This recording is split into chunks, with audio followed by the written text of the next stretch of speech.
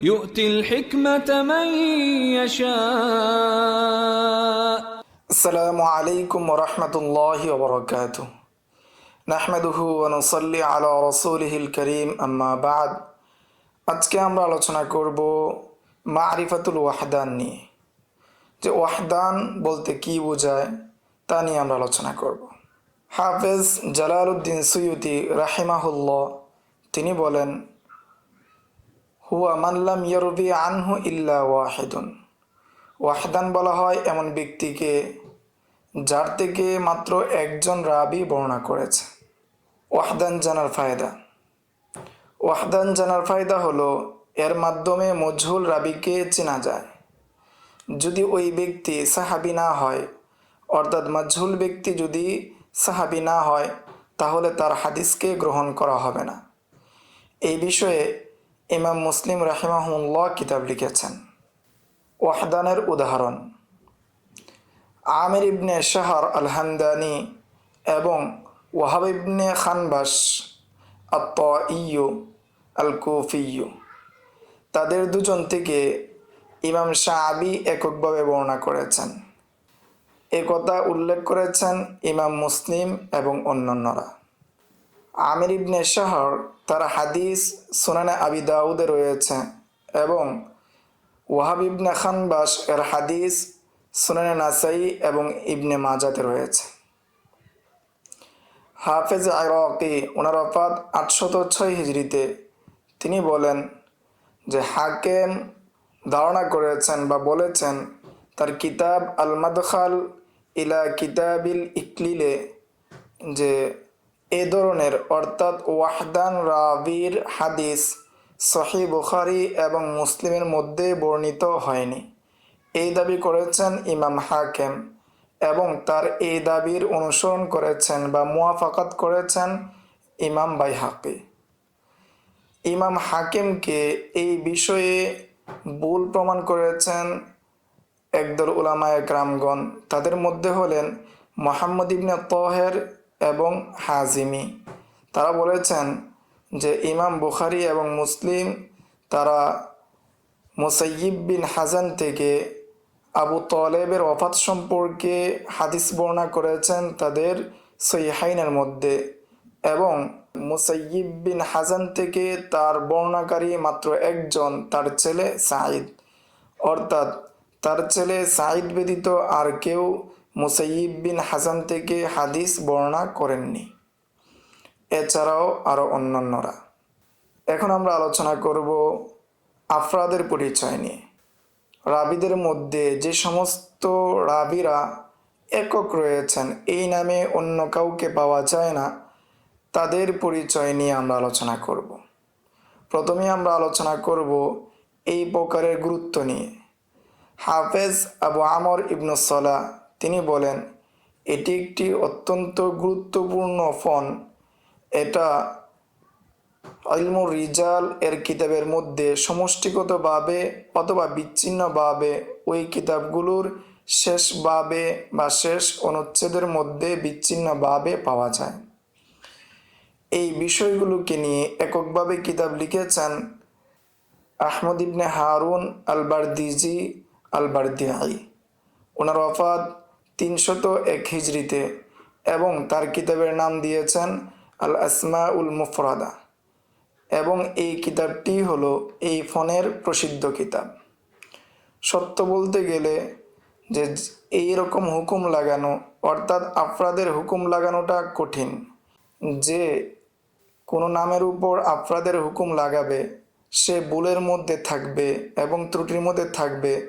পরবর্তীতে দেখা যাবে অনুরূপ নামে আরেকজন রাবি পাওয়া যাচ্ছে, কেননা এটা একটি প্রশস্ত বিষয় এবং এটাকে হসর করা, সীমাবদ্ধ করা কঠিন।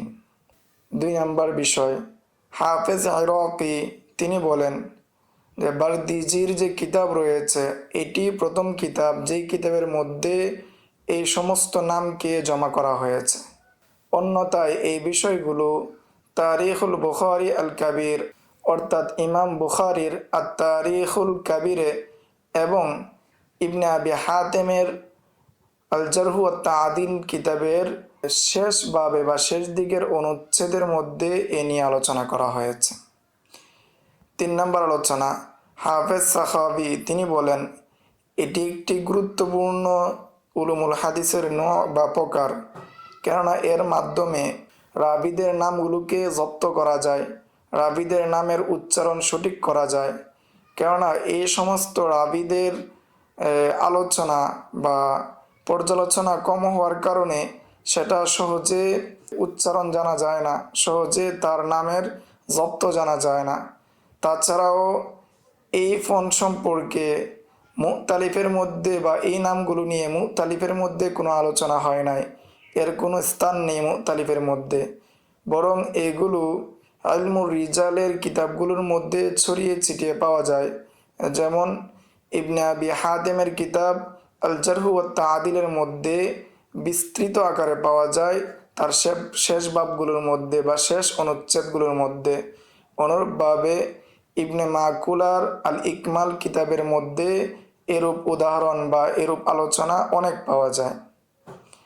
এই বিষয়ে স্বতন্ত্র কিতাব লিখেছেন আবু বকর আহমদ ইবনে হারুন আল বারদিজি, ওনার ওফাত 301 হিজরিতে। 2 নম্বর এর উদাহরণ, এই প্রকারের উদাহরণের মধ্যে প্রথম উদাহরণ হচ্ছে আজমাদ ইবনে অজিয়ান আল হামদানি, এবং তিনি সাহাবি, এবং তিনি যে সাহাবি সেটা উল্লেখ করেছেন ইবনে ইউনুস। ইবনুস সালাহ বলেন, অজিয়ানকে আমরা তাসদিদ দ্বারা চিনতাম, ওলাইয়ানের উজনে ওজাইয়ান, কিন্তু আমি ইবনে ফুরাতের খতে বা লিখিতভাবে আমি পেয়েছি যে তার নাম হলো বা তার উচ্চারণ হলো অজিয়ান সুফিয়ানের উজনে। অনুরূপ আরেকটি উদাহরণ হলো তাদুম ইবনু সুবাই আল কালাই, তাকে ইয়াদুমও বলা হয়, কিন্তু সঠিক হলো যেমনটা ইবনু সালাহ বলেছেন সেটা হলো তাদুমু হবে, অর্থাৎ ইয়ার নাবরার উপর 2 নুক্তা হবে। আরেকটি উদাহরণ হলো জাবিব বিন হারেস, তিনি একজন সাহাবি, এছাড়াও আরও অন্যান্যরা। কুনিয়তে মুফরাদা থেকে উদাহরণ হলো আবুল উবাইদাইন, মুসান্না মুসাগর হিসাবে তার নাম হলো আবু মুআবিয়া ইবনু সাবরতা, যে তিনি হলেন ইবনে মাসউদ রাদিয়াল্লাহু তাআলা আনহু এর সাথী বা তার শাগরেদ। আরেকটি নাম হলো আবু মুআইদ মুসাগর হিসাবে, তার নাম হলো হাফস ইবনে গাইলান আল হামদানি। এখন আমরা আলোচনা করব আলকাব থেকে যেই আফরাদ রয়েছে তাদের নিয়ে। যেমন সাফিনা তামাউলা রসুলিল্লাহ সাল্লাল্লাহু আলাইহি ওয়াসাল্লাম, সাফিনা তার নাম হলো মাহরন ইখতিলাফ অনুযায়ী। এবং মিনদাল ইবনে আলী, তার নাম হলো আমর, এবং মাত্তিন তার নাম হলো মুহাম্মদ ইবনে আবদুল্লাহ আল হাদরামি। মিশকাদানা তার নাম হলো আবদুল্লাহ ইবনে মুহাম্মদ ইবনে মুহাম্মদ, এবং অন্যান্যরা। এই ছিল মারিফাতুল ওয়াহদান এবং মারিফাতুল আফরাদ সম্পর্কে সংক্ষিপ্ত আলোচনা। আসসালামু আলাইকুম ওয়া রাহমাতুল্লাহ। ومن يؤت الحكمة فقد أوتي خيرا كثيرا وما يذكر إلا أولو الألباب.